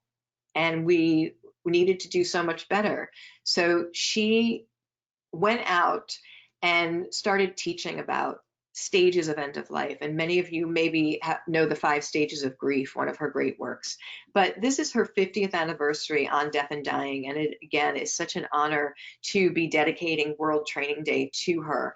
When I was a young nurse, and I was having so many struggles within hospice and oncology about the suffering, the amounts of suffering I saw, the detachment to end of life, the lack of support that we were giving end of life patients and families. I looked for help, and I knew about Dr. Elizabeth Kubler-Ross, but I really looked into her teachings and listened to her, and she gave me such strength to stand strong, to advocate for patients. And, she again went through this period in her life back in the day where she had a lot of struggles. She had a lot of people fighting against her, and she was just committed, and her courage and her tenacity for the patient, and talking about what you can learn from these beautiful people, the unconditional love that we need to not only have at end of life, but live with while we are in life. And she also rallied and provided for underserved communities. So we're not doing end of life correct anywhere, but there's populations that are really neglected. So she has been a pioneer, and she has been a mentor to me and guiding me on my path. And I want to share with you something so personal and magical, that one of my first volunteer hospice trips to Africa, Zimbabwe, Africa, to work as a hospice nurse, there was a little, I wish I took a picture of it. There was a little picture on the wall in that island hospice in Zimbabwe in 2012, where there was Elizabeth Kubler-Ross and the staff of Island Hospice. And here I was looking at somebody who, again, had really been a mentor and had given me the strength to continue to advocate and fight through all of the things that we have to do to get this awareness out there. And here was a picture of her in the same hospice that I was in this Zimbabwean African country. It was really beautiful. But her work has been timeless, and she planted the seeds on the incredible movement that you see today. And so I do want to, again, share this work of this incredible woman, give her the credit, and also that her foundation is doing amazing work. So her work is timeless, end of life is timeless, And I have been obviously in contact with them because I always want to be helpful and also, share wherever I can, but letting them know that we're dedicating this. And the fact that they are bigger and brighter today than ever with her legacy and her works all over the world is something that I want to share with you. So right now, they are doing so many different initiatives, which is really exciting. But one of the things that I really have been looking at, and again, so moved by, is that their work in Latin America has been just growing leaps and bounds. So to date, the new chapter in Brazil is one of, again, the fastest growing, with classes, seminars, available end of life coursework. And it is in this amazing Brazil hospice that so much is happening so rapidly. Every time I check in with them, I can't believe what they're getting done. There is also much discussion of a new chapter in Guatemala and the foundational chapter in Chile. So I do want you to go to the website and check out what they're doing, check out her teachings, they're timeless, and again, see what the Elizabeth Kubler-Ross Foundation is doing globally to enhance end of life to be the best it can for people all over the world. So thank you, Dr. Elizabeth Kubler-Ross. You have done so much for me and so much for everyone, and we are honored to be able to dedicate this to you. There are a few other people that I want to share, and then I'm going to do your questions and answers. So write them in the box if you have questions now. Thank you too. We have so many people that have made this happen. So again, our sponsors and communications committee, I want to thank Dr. Karen Wyatt from End of Life University, Michael Hebb, founder of Death Over Dinner, Ken Ross from the Elizabeth Kubler-Ross Foundation, Reimagine End of Life Organization, Karen Martineau, the founder of Be Vital, Diane Gray from the Elizabeth Kubler-Ross Foundation, Adriana Tolley from You Are Not Alone Elder Care, Ingrid Harrison from ingridharrison.net, Ann Youngerman from omagrace.com, Stephanie Gundy from enchantedengagement.com, Erin Custer from universalpathways.org, Jenna Willard from Doulagivers International, Natalie Bonifay from A Gentler Parting, and Dawn Whelan from itsyour-.com. Thank you to all of you for all of the work you've done on spreading the word about World Training Day and being an amazing support to getting this done. I thank you. So thank you for being here, and congratulations. Congratulations for coming forward and taking time out of your schedule to learn about end of life so that you can be of support to somebody and their family in that space. I want to thank you so much. My name is Suzanne O'Brien. For more information, you can go to worldtrainingday.org and also to doulagivers.com. And now I will answer your questions. Okay, a couple of things for you guys. I have a handout for you. So I have put the entire level 1 in a PDF handout. That is in your handout section. You can click on that and download that to your computer. I also have a survey. So I have a survey. When this webinar is over, there'll be a survey. And if you could just kindly spend a few minutes of your time to share what you thought of this and what it meant to you. Did you learn something? Do you feel more empowered? I'd love to use that for people that might be interested in taking World Training Day next year. That would be really great. Okay, let's see. I want to start where... Okay, somebody writes in, isn't this part of the issue with the number of visits and length also due to Medicare, Medicaid reimbursement? It sure is. It sure is. So, because we have a huge gap in care at the bedside and the time that we're allowed to spend as medical practitioners with patients, it's not because we're trying to be mean.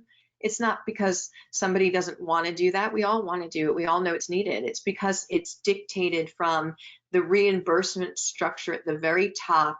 Will say how you're going to get paid is that you have to do X, Y, and Z, and that you get this much time to spend with each patient. It's really tragic, and end of life does not work that way. So it's not that anyone in the medical profession is trying to be mean. They just, again, are told that they can't spend time, and end of life needs so much more time than we're giving it right now. So you have to have a non-medical profession complementing the medical profession, and that's the end of life doula giver. This certified end of life doula giver is that professional that does it. How do end-of-life doulas differ from hospice chaplains and spiritual caregivers?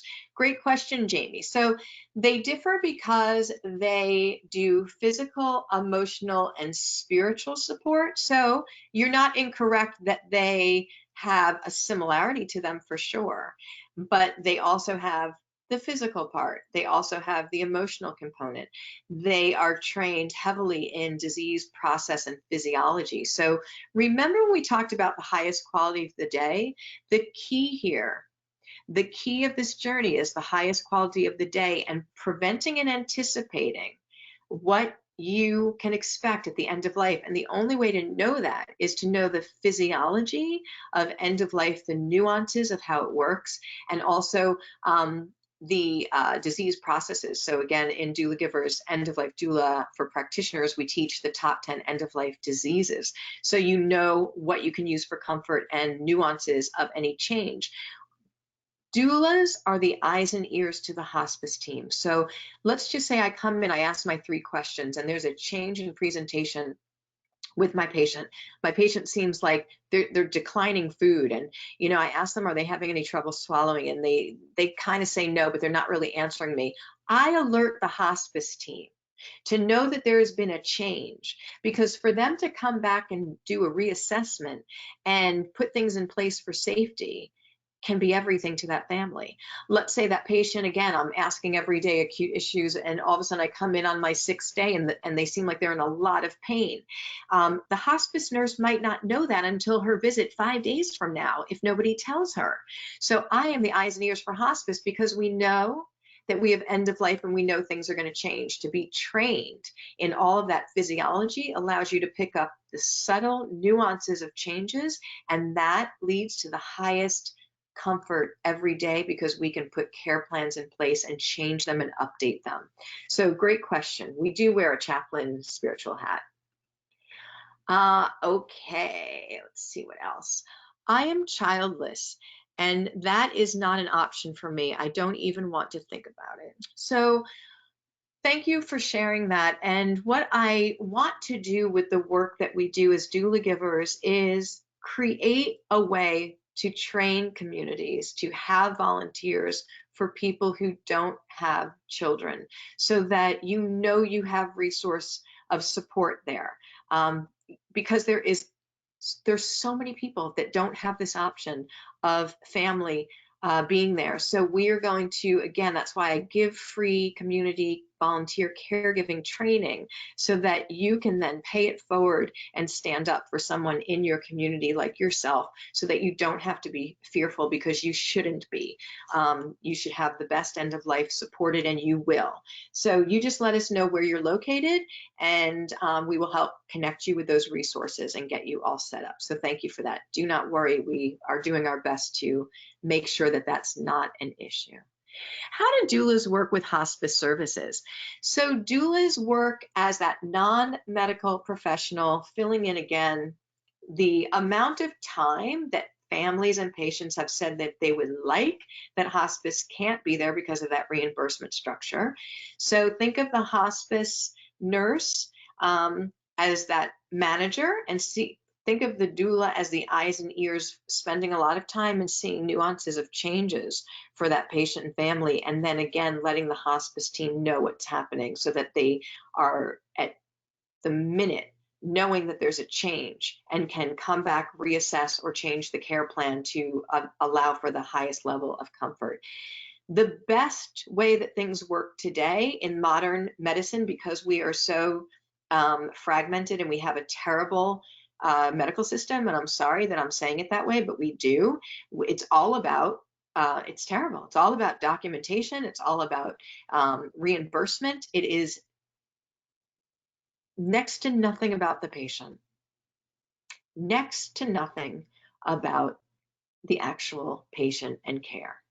So we have to have non-medicals that are not held to doing all of that paperwork and time restrictions. We're not being told that we have to only be there for an hour. We can be there with unlimited time, give holistic care, give our presence, and also then complement and let the medical team know what is happening. So we're filling in that gap of time. It works beautifully.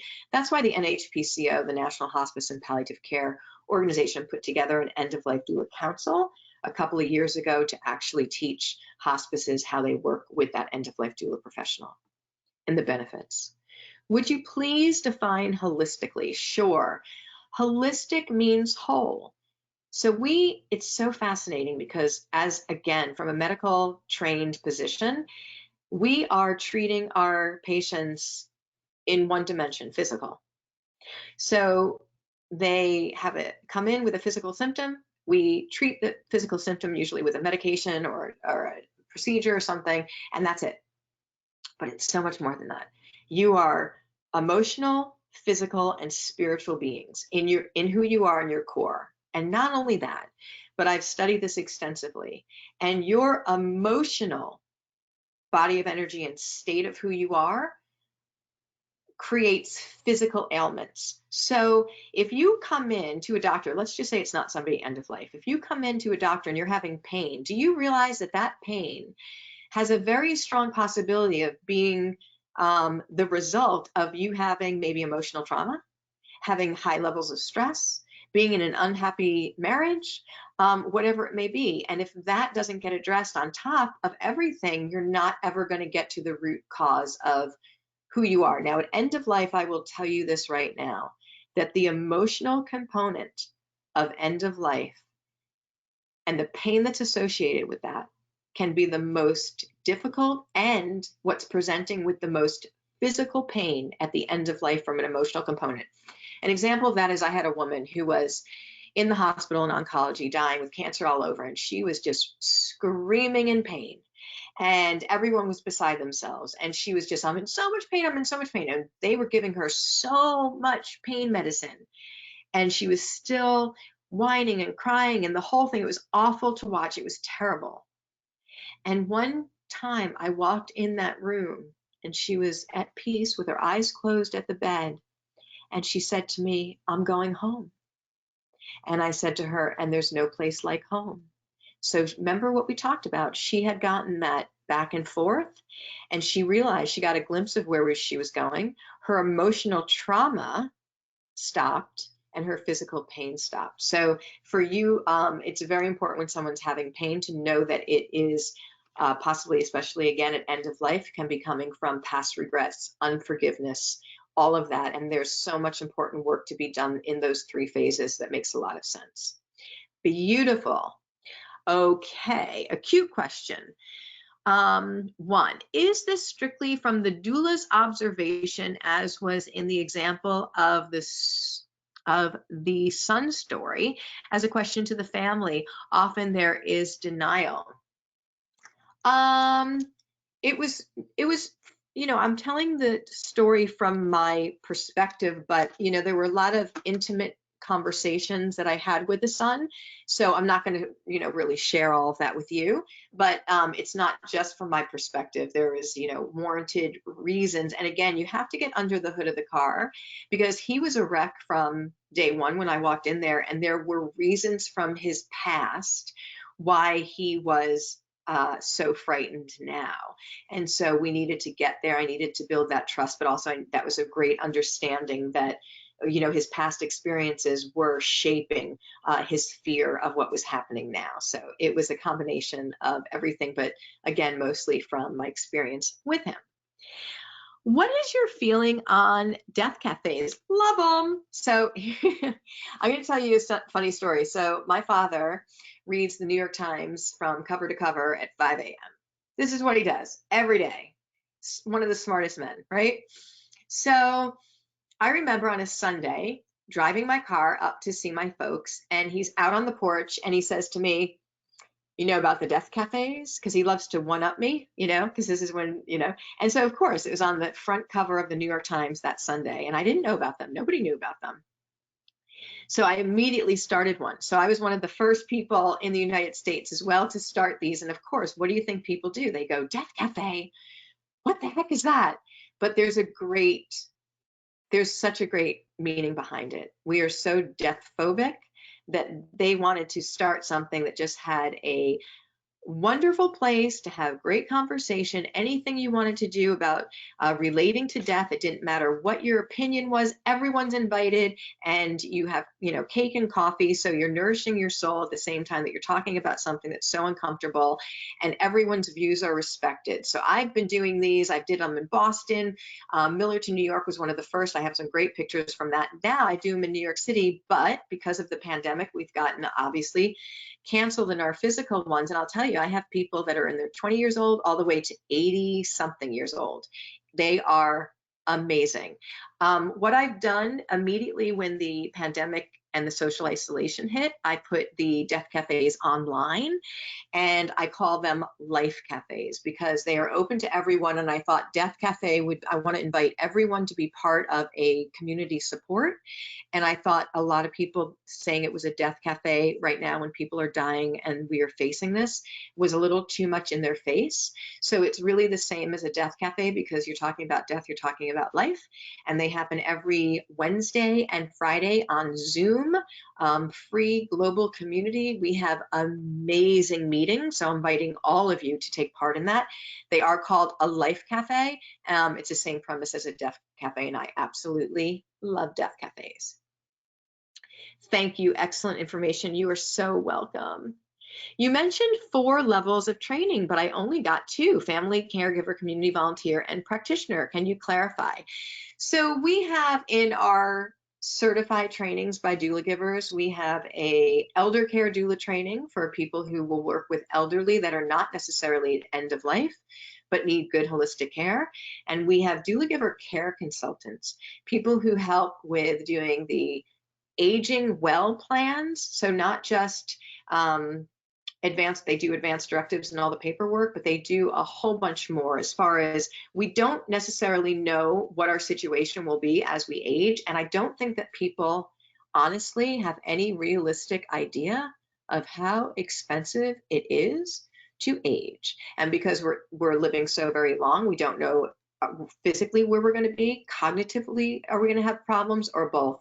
So our care consultants help with the advanced directive paperwork, with guiding people to do wills and trusts to make sure that their material things are all settled, to do plans for aging A, B, and C, which again, knowing what your choices are and what options are is key, and planning ahead is key. So we have elder care doula, doulagiver care consultant, your certified end of life doula, and we have the grief doula role. So those are the 4 different trainings. And so today we're doing our level 1 and also our community family caregiver one. Thank you for that. How does one go about continuing with this training?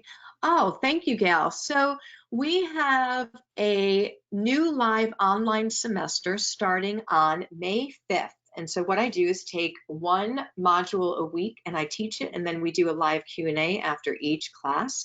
They are incredible experiences. And if you are interested in doing any of the classes, go to doulagivers.com because we have an early registration that's open right now, and it will tell you all about the curriculums and what you can get. And then if you have any questions, just email us at support@doulagivers.com. But we are starting May 5th with our next live semester online, so it's a great time. Thank you, Gail, for that. Thank you so much for all of your words. Can you talk about how people earn a living as a doula? Do people have their own businesses or work for hospitals or hospices? Thanks, Fran. So you can do any of the above, all of the above. I tend to love, and most people do their own business. And that's how I will set you up. When you take the certification training, I will teach you, we have a whole business building and marketing material section, literally sets you up with your whole practice from a self-employed point of view. Hospices are hiring doulas because they know the value of them and they know that families want them. Now, hospitals and other medical environments are hiring them as well. So it really depends on what you would like to do. For me, The role of the doula in the creation of being a doula giver was designed because I want you to have autonomy. I don't want somebody to say you only have 40 minutes with this patient and then you have to run off to another one. The goal was that you could be there to be that guide through that whole entire journey. That's where the real wealth of being a holistic practitioner and a doula giver lies. So you can choose to do it however you want, but I will share with you that the real value in being a doula giver is because you are able to spend hours with the patient, that you don't again have to be sitting there doing all of the time that you're there paperwork, that you are present, that you are guiding that entire journey as it comes. So it's really great. But everyone is hiring the doula because we have an elder care crisis. We have a population that we cannot handle. You know, right now when they're talking all the time about flattening the curve with the pandemic, flatten the curve, we need to flatten the curve. We weren't prepared, we don't know. I have to tell you that this is exactly what is going to happen and is happening from the inside with our elders. We do not have anything set up to take care of the volume of elders that we have aging and at end of life at all. And it's not going to happen within the system. So it has to happen from a non-medical model. And that's the doula giver. So you can find out more, Fran, at doulagivers.com. It'll have all of the classes and more information there. So would our main goal to be most impactful during the transition phase? So would our main goal to be most impactful during the transition phase? I guess it's just how do you handle timing of the final phase? Maybe we'd not actually be able to be there. So honestly, when I teach you, my goal, if I'm doing it really well and correctly, is that you don't have to be there at that last moment. You know why? Because you've already been planting seeds, watering them, and teaching that family all along, and they feel so confident and empowered of what you've taught and how to handle it, and they know that they've got this, and that when that person dies, what they do and how they honor them, and you know who needs to be there, and that they call the hospice nurse. There's no panic. What I often share in the trainings that I do, I say, is death a medical emergency? I ask that question. Sometimes people don't know how to answer that. And it's not. It's not. But I want it to go really, really well. I want the family to feel supported and empowered and to know what to expect. So if you've had enough time and been able to really work with the family, you're not actually physically needed to be there. Will they maybe want you to? Will you maybe want to? Absolutely. But it won't be a crisis frenetic situation if we have enough time and done well. And what I'll teach you in the training as well, if you're going to be a practitioner, and what you should know is to be grounded and to listen to your intuition. What are you getting? What do you feel is happening? What is the right thing? You will know. It is amazing how really fluid it goes when you have the grounded presence and the highest intention, and you have some training. It goes really beautifully. It's amazing that it can go like that, but it does. It's such a gift. I'm wondering if you give a coupon code this morning for those wanting to sign up today for the Doulagiver Specialist online. Well, I'm going to let you in on a little something that we don't announce it, but we do have a discount going on right now. And we do have the website open that you can register right now and get a 50% off our standard rate for the specialist. Not only that, but there is a payment plan that we put into place for anyone who might need a little bit of more of a consideration.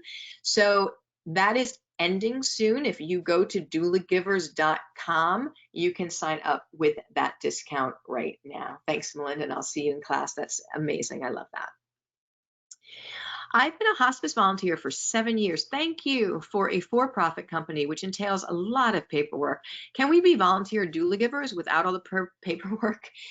So thank you for being a volunteer. We absolutely love our volunteers, and yes, you can. So the beauty is that when you you know, obviously when you're a practitioner as a doula giver, you're going to have paperwork as far as, you know, your organization, your care templates, those are all done for you, but it's not like anything like this reimbursement nonsense.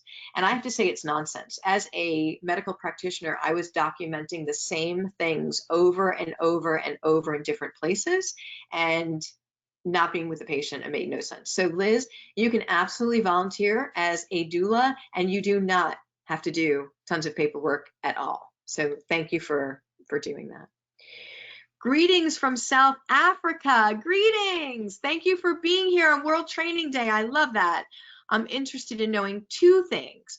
Are end-of-life doulas traditionally women, or is it something men do too? I haven't read about any men in this field in ELDA certification internationally recognized. Okay, or maybe you mean NITA that I mentioned. Okay, so we do have a few men, absolutely, but it is mostly women that do this. But we do have men, and NITA is a National End of Life Doula Alliance, but it is internationally known, and it also invites people internationally to take that core competency and badge. So absolutely recognized all over. We at Doulagivers, we have Doulagivers practicing in 10 countries. So it has worked so beautifully for so many people. Last year, you know, we're in a Philippines nursing school as part of their curriculum. Again, Thailand has this. Canada, we just have them all over. So absolutely yes. And then the national badge has people from other countries take it for that extra layer of professionalism. So I thank you for being here from South Africa, and encourage you to pursue this. It would be wonderful to have you. Where can I go from here? I am a yoga teacher and yoga therapist student at Kripalu.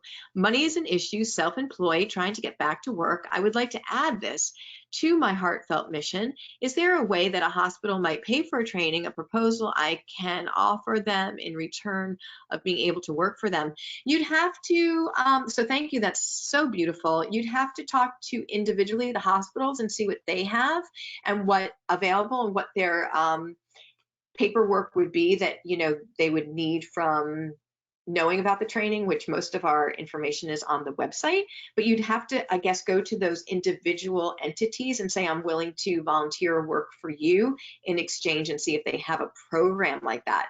We have a very budget-friendly payment plan for right now during this time that we're going through. So that might even be something low enough that you would feel comfortable with. So you should check that out at doulagivers.com.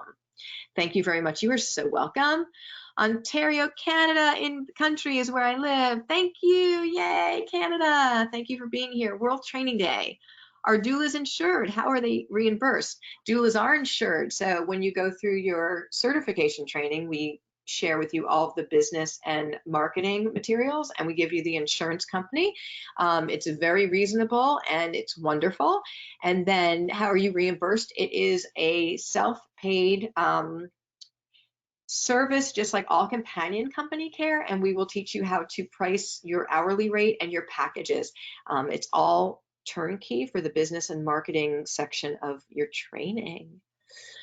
Could you move your cursor, please, to the doc at the bottom so I can read the text? Thank you for all you do.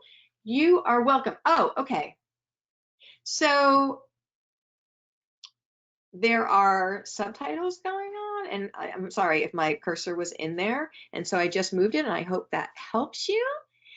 Okay, would you consider what the doula offers as respite? If the stages occur over months, the family can get fatigued and need permission to step away and experience some sense of normalcy.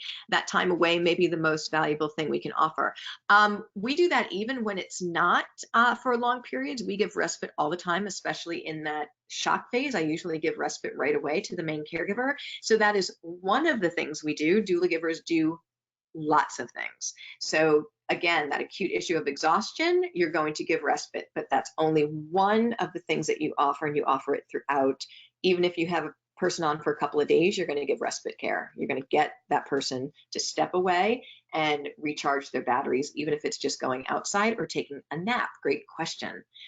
Do you ever feel a conflict with patients' families whose spiritual beliefs are very different from yours, or if they want to do certain religious rituals that you are not comfortable with? Absolutely not. So for me, I'm going to share with you in this training my perspective, because that's what I share as I'm telling you my experiences. But as a doula, and you'll learn this in the certification training, is that you never impose your views religiously or even otherwise on this patient or family. You meet them where they are and you follow their religion and culture, and again, support them on that journey. Even if it is something that is very different from your belief system, you're not here to convince anyone. You're not here to change their mind. You're here to be of service and guide them through their journey as the best you can. So we teach you about cultures and religions in the class, and how to work with families that have ones that you might not be familiar with, and how you learn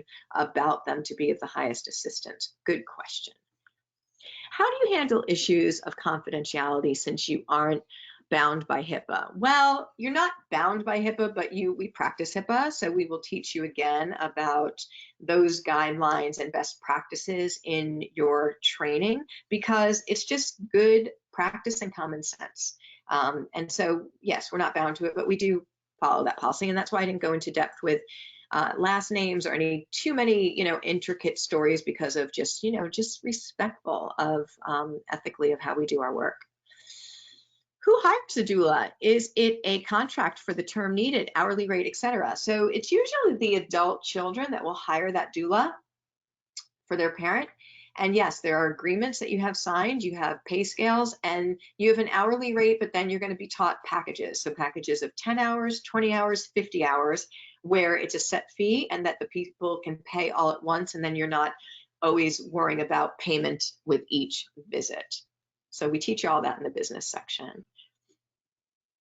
Please share the link where we can follow Life Cafe. Sure.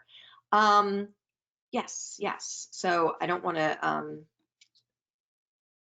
do that in your follow-up email to you for sure. I'll put in the information for Life Cafe, absolutely. And I just want to make sure that you all know, in that handout section, if you click on that handout, you're going to get a download of the entire level 1 to keep. So I want you to all take advantage of that.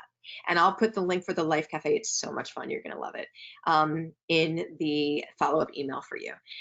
Could you please give info again on Death Cafe? So if you go to deathcafe.com, that's where the website is for Death Cafe, but my Death Cafe is done on Zoom. If you go to my Facebook page, Suzanne B. O'Brien at Doulagivers, if you go on that page, I post all the links on that page.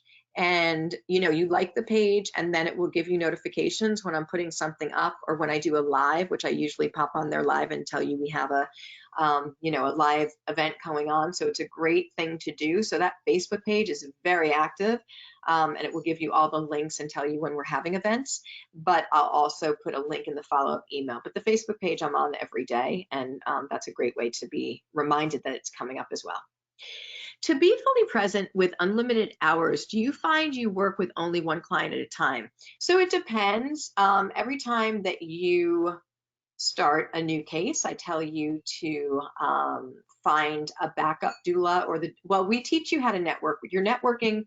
When you start to take the program, you come in, especially if you do a live semester, you come in with a whole semester group, and we start to have you meet people in your geographical area immediately, so you can start to build those networking referral systems and have people to do backup, because families and patients tend to want you there more as they decline. And you can't just be on call and be doing all these hours. So having another doula introduced so that you can have them come in if people do want more is a very smart, strategic way to do your work. And that's how I advocate. So we'll teach you how to do that. Any coupon code to assist the 1997, or is that the best? So that is the best. But what I would say is there are 2 different payment plan options, and one is really user-friendly, and that is only going to be available for this time period that we're kind of going through this, this global place that we're in, and it works out really well. You also, I don't want to say too much on this, but there's a lot of bonuses that go along with that. So what you're going to be getting with that is being able to do grief doula, the care consultant, elder care certified end of life doula, and you'll get a peace of mind planner as well. The value is incredible. So just see what you can, do when you look at that lower rate, because it's really something that is absolutely wonderful offering. I'm in. I love that. I will see you in class, Liz. Thank you, Be Well. Thank you, Mary Beth. Hugs to you. I apologize. I couldn't jump on at the start due to work issues. Will this be available in a replay? Yeah, I'm going to send you the replay, Jenny. No worries. And don't forget, Jenny, there's a handout. In the handout section, you'll get the whole level 1 in a PDF. It is difficult to manage time given that we don't know how long anyone will take to transition, days, weeks, months, or doula support. No. You get really good at knowing the 3 phases, and once again, you can quantify when your patient stops eating or drinking. You can quantify the time period of actually when you're going to see that death occur. So you really can gauge that. And again, you're doing teaching all throughout it. So your physical need to be there is not going to be every single moment of the case. That you want to empower the loved ones with enough support and guidance and teaching that they feel comfortable in this space, that they've got this, because it's really helpful for them to do that.